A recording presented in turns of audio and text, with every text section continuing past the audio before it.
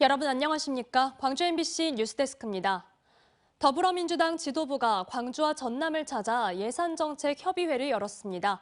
광주시는 내년 대폭 삭감된 각종 국비 사업의 회복을 요구했고, 전라남도는 다른 국고 사업 하나를 포기하더라도 의대 신설이 필요하다고 목소리를 높였는데요. 여야의 협치가 실종된 상황이라 광주 전남의 요구가 제대로 반영될지는 미지수입니다. 김영찬 기자가 보도합니다. 민주당 집행부가 광주시, 전라남도와 잇따라 만나 내년도 국비 예산 확보를 위한 대책을 논의했습니다. AI 사업과 아시아 문화 중심 도시 조성 사업 예산이 특히 많이 깎인 광주시는 민주당 차원의 적극적인 도움을 요청했습니다. AI 사업하고 미래차, 광주에 대표되는 두 개의 사업에 대해서 올해 대비 38%나 삭감이 되었고, R&D 분야는 우리 시가 요구한 액수의 26%만 반영된 이런 상황입니다. 전라남도도 정부의 긴축 기조 속 예산 확보를 위한 당 차원의 지원을 요청했습니다. 특히 김영덕 지사는 의대 신설이 된다면 다른 예산을 덜 받아도 수용하겠다며 의대 신설에 대한 강한 의지를 보였습니다. 지방비는 이미 확보되어 있고 저희들은 국가 보조 사업, 정 어려우면 국가 보조 사업 하나를 포기하고서라도 하겠다 이런 의지를 갖고 있기 때문에. 한편 정부 출연금 30% 이상 삭감과 총장해임이 발등에 불인 한국에너지공대, 한전공대는 예산정책협의회에서 정부의 조치 철회에 민주당 차원의 도움을 요구하기도 했습니다.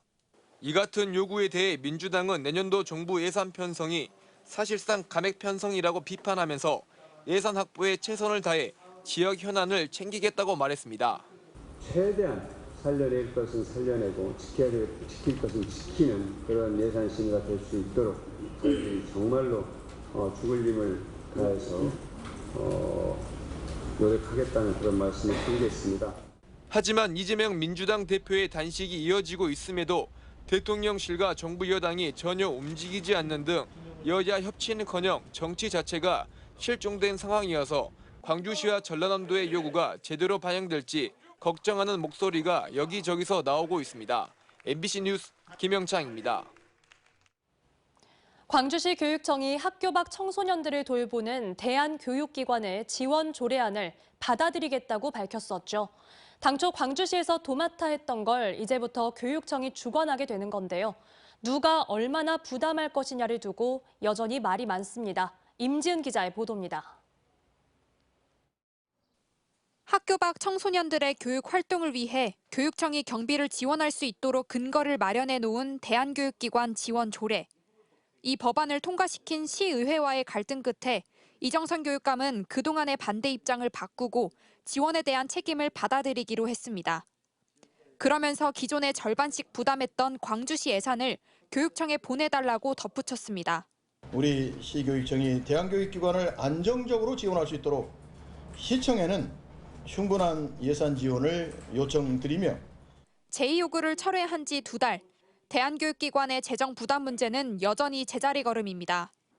누가 얼마를 더 낼 것이냐를 두고 시와 교육청이 입장을 좁히지 못하고 있기 때문입니다. 그 위원회에서 대한교육 등록기관 지원 안건이 미의결되었습니다. 시청과 교육청의 그 비용 분담에 대한 부분들이 서로도 고민해야 될. 급식비와 인건비, 프로그램비 등에 필요한 대한교육기관의 재정 총액은 약 16억 원. 합의에 이르지 못하자 시의회와 교육연대는 교육청 65%, 시가 35%를 분담하도록 권고안을 내기도 했습니다. 원래 처음 입장은 20% 정도만 우리가 지원할 수 있다라는 게 시의 입장이었고요. 근데 이제 이것을 계속 우리 협의체에서 논의하면서 65% 대 35%로 이렇게 조율을 한 상태이고, 광주시는 해당 권고안을 받아들이기로 했지만 교육청은 여전히 묵묵부답인 상태. 시민단체는 교육청이 제2요구를 철회할 당시 적극적인 지원을 약속한 것과는 다른 행보를 보이고 있다고 비판합니다. 법률적으로 주요 업무라 예산이랑 그 부분에 대해서는 시교육청에서 좀 적극적으로 자기 일도 받아 안았으면 좋겠다는 게 저희가 계속 시교육청에 던졌던 메시지입니다. 시교육청은 내일 시의회 시민연대와 만남을 갖고 예산 부담 비율 문제를 다시 한번 논의하겠다고 밝혔습니다. MBC 뉴스 임지은입니다. 지난주 광주시 의회를 통과한 광주도시계획위원회 조례와 관련해 광주시가 거부권을 뜻하는 제2요구를 하지는 않을 걸로 보입니다. 강기정 광주시장은 오늘 기자간담회에서 도시계획위원회 회의를 공개하도록 하는 내용의 조례에는 모순되는 조항이 있어 수정이 필요한데도 의결을 강행했다며 시의회를 비판했습니다. 하지만 제2요구에 대해서는 의회가 원안대로 의결할 걸로 보인다며 제1을 요구하지 않을 뜻을 비췄습니다.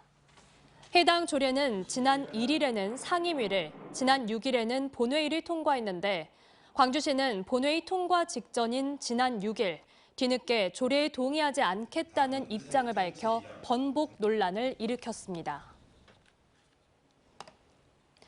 지난 주말 보행기에 폐지를 싣고 도로를 건너던 80대 할머니가 차에 치여 숨지는 사고가 있었습니다. 횡단보도도 없는 도로인데다 어두운 저녁 시간대에 사고가 난 점을 미뤄볼 때 경찰은 운전자가 앞을 제대로 살피지 않다가 사고를 낸 걸로 보고 있습니다. 천홍희 기자가 보도합니다. 캄캄한 저녁 시간 광주 도심의 한 도로입니다. 횡단보도도 없는 도로 한복판에 한 노인이 서 있고 택시가 속도를 줄이며 그 옆을 피해갑니다. 노인이 잠시 멈춰선 사이 한 승용차가 노인을 그대로 들이받았습니다. 사고 당시 노인은 보행기에 폐지를 싣고 이곳 도로를 건너고 있었습니다. 지난 9일 오후 8시쯤 광주 북구 양산동의 왕복 8차로를 건너던 80대 노인이 승용차에 치이는 사고가 났습니다. 노인은 사고로 인한 과다출혈로 병원으로 옮겨진 지 3시간여 만에 숨졌습니다.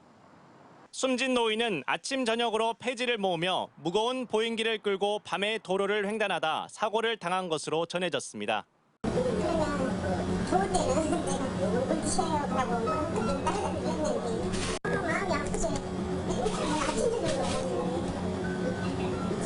조사 결과 사고를 낸 운전자는 음주나 과속운전 상태는 아니었던 것으로 드러났습니다.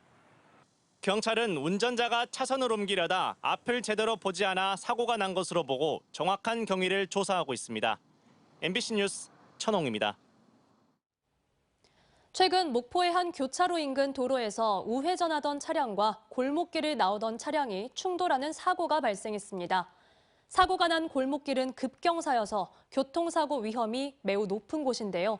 근본적인 사고 예방 대책 마련이 시급합니다. 서희령 기자가 취재했습니다. 승용차 운전석이 도로에 맞닿은 채 옆으로 넘어져 있습니다. 또 다른 승용차는 조수석이 부서져 도로가에 멈춰 서 있습니다. 지난달 31일 목포의 한 교차로 인근에서 우회전하던 차량과 골목길에서 나오던 차량이 충돌했습니다. 차량 한 대는 충돌 직후 인근 가로등 전멸기도 들이받아 일가족 3명이 병원으로 이송됐고 한 명은 결국 숨졌습니다. 교통사고 현장을 찾아가 봤습니다. 낮 시간임에도 우회도로를 통과하는 차량들이 많습니다. 그런데 우회전을 하자마자 아래쪽에서 올라오는 골목길이 눈에 띕니다. 경사가 심하다 보니 골목에서 나오는 차량은 우회전 차량을 확인하기가 쉽지 않습니다. 인근 주민들과 운전자들은 사고가 났던 지점은 예전부터 크고 작은 사고가 자주 발생하는 등 위험 구간이라고 말합니다. 이 도로가 급경사해가지고 좌측에서 역전 쪽에서 오는 차량은 많고 운전자들은 좌측이 보이질 않아요. 그런데도 해당 골목길은 여전히 차량 통행이 계속 이어지고 있습니다. 보행자에게도 위험하기는 마찬가지입니다. 급경사이다 보니 특히 겨울철에는 미끄러짐 사고도 빈번하게 발생하고 있습니다. 여러 번 자주 발생됩니다. 특히 이제 겨울철에는 더더욱 그렇고 비 오는 날도 미끄럽기 때문에. 문제는 또 있습니다. 심한 경사로 자전거 도로는 이용하는 사람이 거의 없는 상태입니다. 너무 위험하다 보니 전동 휠체어와 자전거를 타는 사람들은 도로로 다닐 수밖에 없을 정도입니다. 여기 보다시피 겁나 위험스럽게 보이잖아요, 지금. 그래서 지나가려면 그 도로로 해서 지나가고 차가 오는데도 불구하고.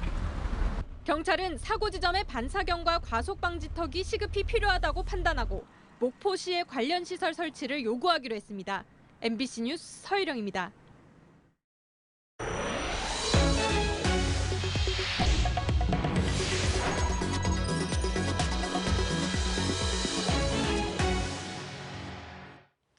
기아 타이거즈가 9월 들어 화끈한 경기력을 선보이며 팬들의 마음을 사로잡고 있습니다.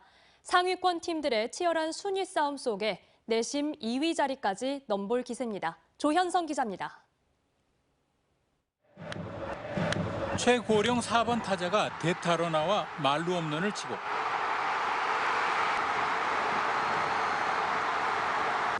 또 다른 주전 선수는 빈자리를 메우러 나왔다가 결승타까지 때려내는 맹활약을 펼칩니다. 여기에 한 경기 8개의 도루는 상대팀의 정신을 빼놓기에 충분했습니다. 9연승 후 2연패로 주춤하는가 싶던 호랑이들이 리그 선두팀을 상대로 다시 힘을 내며 가을 야구에 대한 기대를 한층 키웠습니다. 30경기를 남겨둔 현재 팀 순위는 5위 SSG와 게임차 없는 4위. 3위 NC를 1경기 반, 2위 KT는 2게임 차로 쫓고 있습니다. 변수는 아시안게임에 따른 선수 차출입니다. 기아에서는 이의리와 최원준, 최지민 선수가 빠지게 됩니다. 선수 소집일은 오는 23일. 때문에 기아로선 선수 차출이 없는 이번 주와 다음 주까지 최대한 승수를 쌓아야 합니다. 그나마 이 기간 12경기 가운데 10경기를 체력 소모가 적은 안방 경기로 치를 예정이어서 상대적으로 유리한 조건을 최대한 살려야 하는 과제를 안고 있습니다. 기아는 이번 주 삼성과 원정 1경기를 치른 뒤 광주에서 롯데와 2번, 두산과 3번 맞붙습니다. MBC 뉴스 조현성입니다. 정부의 제3자 변제 해법을 수용하지 않은 강제동원 배상소송 원고들을 위한 시민 모금액이 6억 원을 돌파했습니다. 피해자 지원단체인 일제강제동원 시민 모임에 따르면 오늘 기준 시민 모금액은 6억 57만 8,500원으로 모금 시작 75일 만에 6억 원을 넘겼습니다. 시민 모임은 징용 피해자 4명의 투쟁을 지원하기 위해 지난 6월 29일부터 10억 원을 목표로 모금 운동을 진행하고 있는데 앞서 1차로 양금덕 할머니와 이춘식 할아버지, 또 다른 피해자 2명의 유족 등 총 4명에게 1억 원씩을 전달했습니다. 임단협 난항을 겪는 금호타이어 노조가 협상 결렬을 선언하고 파업을 가결했습니다. 노조는 전체 조합원 3,500명을 대상으로 쟁의 행위 찬반 투표를 해 79%의 찬성률로 파업을 가결했습니다. 노조는 기본급 18만 원 인상과 성과급 지급 등을 요구했지만 사측이 받아들이지 않자 지난달 31일 교섭 결렬을 선언했습니다. 노조는 곧바로 파업에 돌입하지 않고 사측과 협상을 이어간다는 계획입니다. 지난 3월 치러진 동시조합장 선거와 관련해 154명이 재판에 넘겨졌습니다. 광주지검은 제3회 농협, 수협, 산림조합 조합장 선거사범 301명을 입건해 수사한 결과 154명을 기소했다고 밝혔습니다.